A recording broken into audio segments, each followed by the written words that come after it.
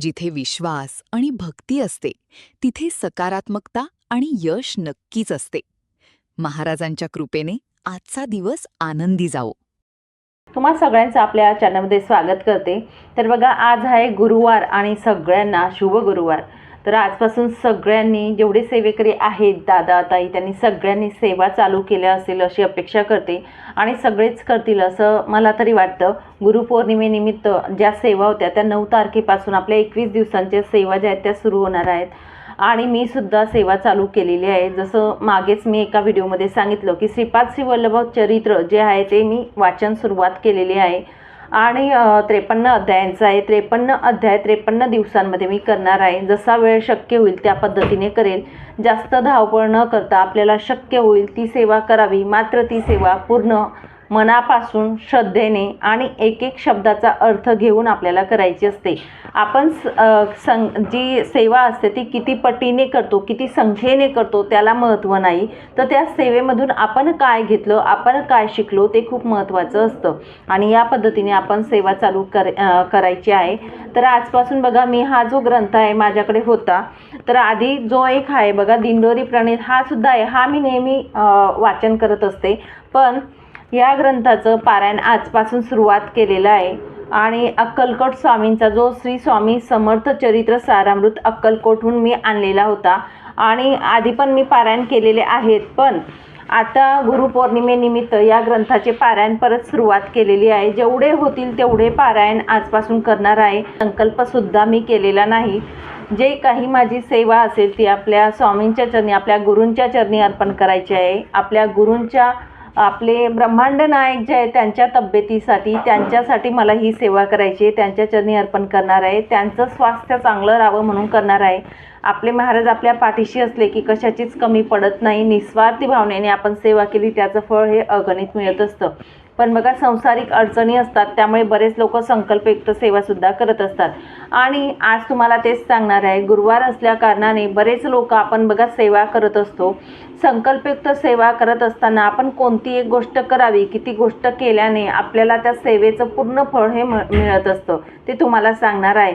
सांगायचं कारण एवढंच आहे बघा, की बरेच लोक सेवा करतात आणि सेवा करूनसुद्धा बऱ्याच महिलांचा, ताईंचा असा प्रश्न येत असतो की ताई, सेवा करूनसुद्धा आम्हाला फळ मिळत नाही, किंवा मी अशी कोणती सेवा करू की त्यामधून मला फलप्राप्तीही मिळेल. तर सर्वप्रथम मी तुम्हाला सांगेल बघा, आपण जेव्हा पण महाराजांच्या चरणी बसत असतो ना, तेव्हा निस्वार्थी भावनेने बसा. पूर्ण तुम्हाला शरण जा, पूर्णपणे तुम्ही शरण जा. कुठलाही स्वार्थ जो असतो तो आपण ठेवायचा नाही.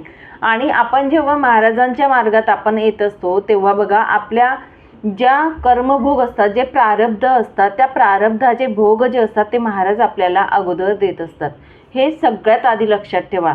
बरेच लोक, आणि मी सुद्धा जेव्हा सेवेत आली तेव्हा मला सुद्धा शेजारी पाजारी सगळेच बोलत होते की स्वामींच्या सेवेत आमच्या शेजारी बाई होती आणि ती एवढे दिवस तिने सेवा केली, तिला खूप प्रॉब्लेम आला, खूप उलट जास्त त्रास व्हायला लागला आणि तिने सेवा सोडली, असे मला सुद्धा सांगत होते. पण सांगू का, जेव्हा आपण महाराजांच्या सेवेत येत असतो तर महाराज बघा आधी आपल्याला वाईट काळ जे असतात ते आधी भोगायला देतात. आपले प्रारब्ध जे असतात ते भोगून घेत असतात आपल्याकडून आणि त्याची तीव्रता कमी कमी होत जाते. आपण ज्या सेवा करतो त्यामुळे, आपण जे महाराजांचं नामस्मरण करतो त्यामुळे आपले वाईट दिवस निघतात आणि नंतर आपल्याला चांगले दिवस येत असतात. त्याच पद्धतीने तुम्हाला सांगेल, जरी वाईट काळ आलेला आहे, शेवटी हे आपले भोग आहेत, हे आपल्याला भोगायचे आहेत. आता तुम्ही जर म्हणाल की मी संकल्पयुक्त सेवा केली, ही पूर्णच झाली नाही किंवा पूर्णच व्हायला पाहिजे, असा जर तुम्ही अट्टहास किंवा हट्ट गेला, किंवा माझी सेवा ही पूर्णत्वाला जात का नाही असं जर तुम्हाला वाटत असेल, तर इथे तुम्हाला सांगेल, महाराज नक्कीच तुम्हाला तुमच्या सेवेचं फळ देतील. तुम्ही जर हट्ट केला तर नक्कीच देतील, पण तुमचे प्रारब्ध जे असतात ते भोगायचे राहून जातात आणि नंतर कालांतराने तुमच्या आयुष्यात कधीतरी तुम्हाला भोगायचेच असतात. म्हणून कधीही बघा, आपण जे काही असेल ना, वाईट गोष्टी आधी जर आपण भोगून घेतल्या आणि आवडीने भोगून घेतल्या ना, तर नक्कीच आपल्याला चांगले दिवस नंतर खूप छान पद्धतीने येत असतात. या पद्धतीने तुम्ही सेवा करा, नक्कीच चांगले दिवस येतात. वाईट काळ जरी तुमच्या आयुष्यात सेवा करून सुद्धा वाईट तुम्हाला वाटत असेल तर मनात शंका घेऊ नका. हे आपले प्रारब्ध आहेत, हे भोगायचे आहेत. फक्त महाराजांना सांगायचं की मला इथे बसण्याची ताकद द्या, तुमच्या चरणी बसण्याची ताकद द्या, तुम्ही माझ्या पाठीशी सदैव राहा, ही आराधना आपण करायची आहे. आणि अजून सांगेल की बघा, आपण जेव्हा आपण सेवा करत असतो, ती कुठलीही सेवा असू द्या, स्वामी चरित्र सारामृत असू द्या, गुरुचरित्र असू द्या, श्रीपाद श्रीवल्लभ असू द्या, गुरु लीलामृत, बरेचसे ग्रंथ असतात, बरेचसे सेवा असतात, तारक मंत्राची सेवा असू द्या किंवा जप असू द्या, या सेवांमध्ये फक्त तुम्हाला सांगेल अगदी मनापासून करा, पूर्ण श्रद्धेने एक एक शब्द समजून घ्या, खूप महत्त्वाचं असतं हे तुम्हाला नक्कीच सांगेल. आतुरता त्या सेवेची असावी. 1, 2, 3 सेवा एकत्र करण्यापेक्षा एकच सेवा अशी करावी की ती सेवा पूर्ण मार्गदर्शनी अर्पण आपल्याला करायची असते. तारक मंत्र म्हणत असताना प्रत्येक शब्दाचा अर्थ आपल्याला त्या तारक मंत्राचा घ्यायचा आहे. निशंक होई रे मना, निर्भय होई रे मना. आपल्या मनाला आपण सांगायचं आहे की निशंक हो, निर्भय हो, कारण एवढी शक्ती आपल्या पाठीमागे असते. बघा, आपण जर मनापासून श्रद्धेने, विश्वासाने आणि महाराजांकडे म्हणजे एक आशेने किंवा एक आपली माऊली म्हणून जर बघितलं ना, अगदी लवकरात लवकर या सेवांचा अनुभवसुद्धा संकेत रूपात शुभ संकेत आपल्याला जाणवत असतात. मला तारक मंत्राचं सांगेल, मी म्हणणार नाही, पण महाराजांनी खूप साथ दिली. तारक मंत्राचा अगदी 4थ्या दिवशी मला हवं होतं उत्तर ते समोरून आलं होतं. म्हणून तुम्हाला सांगेल, जेव्हा आपण सेवा करतो ना, स्वार्थ ठेवू नका.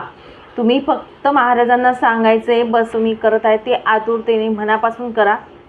महाराज नक्की तुमच्या प्रश्नाचं उत्तर आपोआप पुढून देत असतात. फक्त निस्वार्थी भावनेने करा.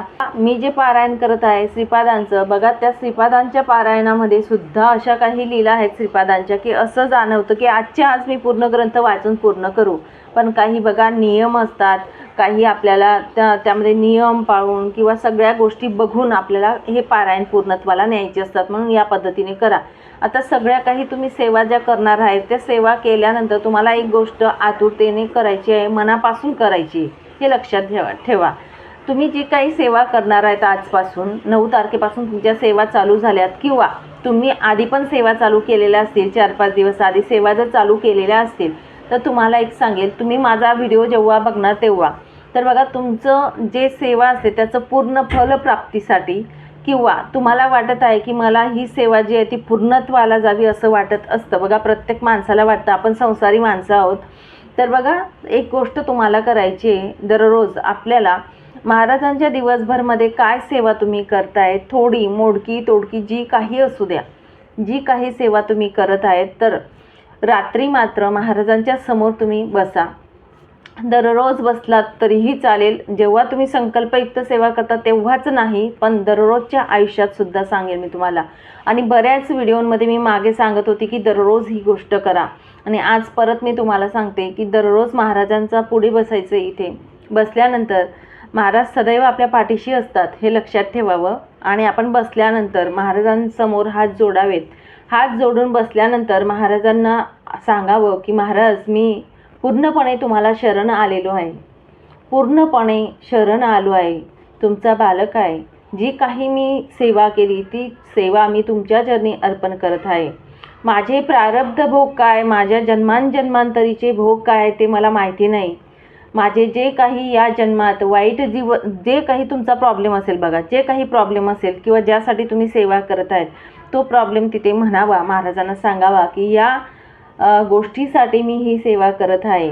हे भोग माझे आहेत, हे मी भोगत आहे ह्या जन्मात. हे भोग भोगण्यासाठी मला शक्ती द्या. तुम्ही सदैव माझ्या पाठीशी उभे राहा, असं महाराजांना आपण मनापासून सांगायचं आहे. अगदी मनापासून सांगा. जी काही सेवा करत आहे ती मी तुमच्या चरणी अर्पण करत आहे. या जन्मी नाही तर जन्मोजन्मी तुम्ही माझ्या सोबत असावे अशी माझी इच्छा आहे. जे प्रारब्ध भोग आहेत ते मला भोगायचेच आहेत. आणि जे काही माझ्या दिवसभरामध्ये पापकर्म झालं असेल तर मला क्षमा करा. माझ्याकडून चांगलं काही झालं असेल तर ते तुमच्या चरणी अर्पण करत आहे.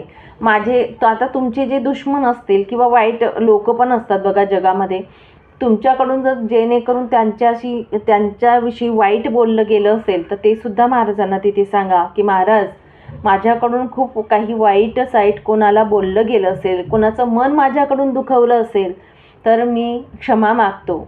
तसेच आपण तिथे सुद्धा सांगायचं आहे की माझ्याकडून क्षमा मागतो, मी त्यांना माफ करतो. जे काही लोक तुम्हाला त्रास देत असतील ना त्यांच्याविषयी सुद्धा तिथे सांगावं की मी त्यांना सुद्धा मनापासून माफ करतो. आणि खरंच मनापासून तुम्ही माफ करायचे त्या लोकांना, कारण हिशोब घेणारे बघणारे महाराज असतात, आपण नसतो. आपलं मन हे पवित्र ठेवणं खूप महत्त्वाचं असतं आणि या पद्धतीने तिथे क्षमा महाराजांजवळ मागायची आहे. अगदी मनापासून तुम्ही क्षमा मागा. जे तुम्हाला ज्या पद्धतीने ज्या भाषेत तुम्हाला तुमच्या मनापासून ज्या पद्धतीने शरण जाता येईल त्या पद्धतीने तुम्ही शरण जा. या पद्धतीने मी क्षमा मागत आहे तुमच्याजवळ असं सांगावं. दिवसभरामध्ये माझ्याकडनं काही चुका झाल्या असतील तर मला क्षमा करा, मी तुम्हाला शरण आलो आहे हे सांगावं आणि तुमचा कृपाशीर्वाद राहू द्या, माझ्याकडून सेवा करून घ्या, अशा पद्धतीने आपण सांगायचं आहे.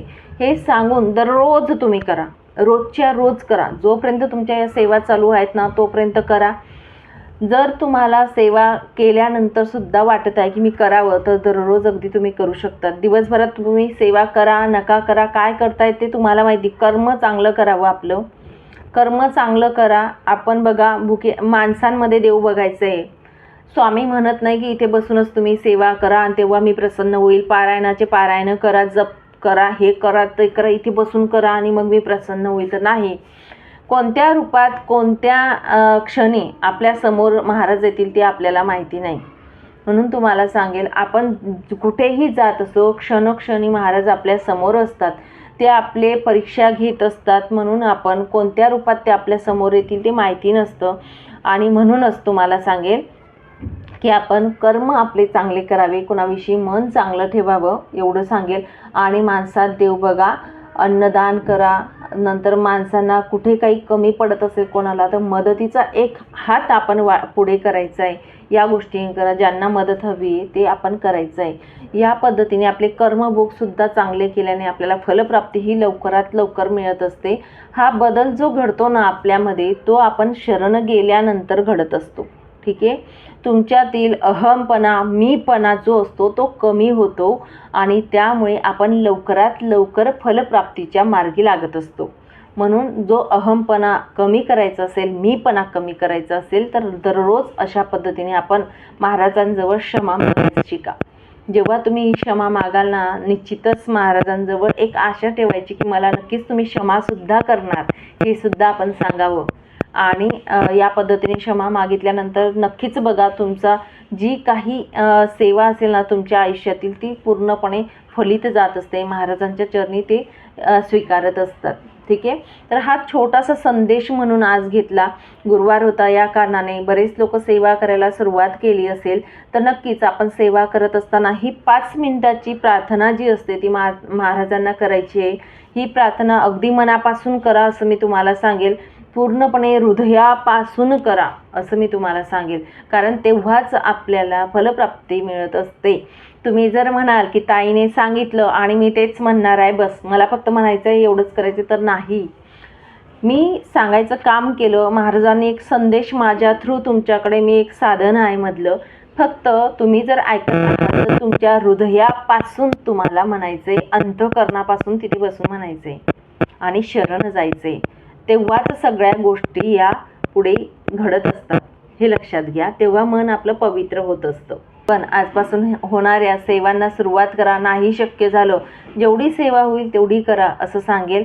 आणि येथेच थांबवते. नंतर अजून भेटेल अशाच व्हिडिओसोबत. श्री स्वामी समर्थ. श्री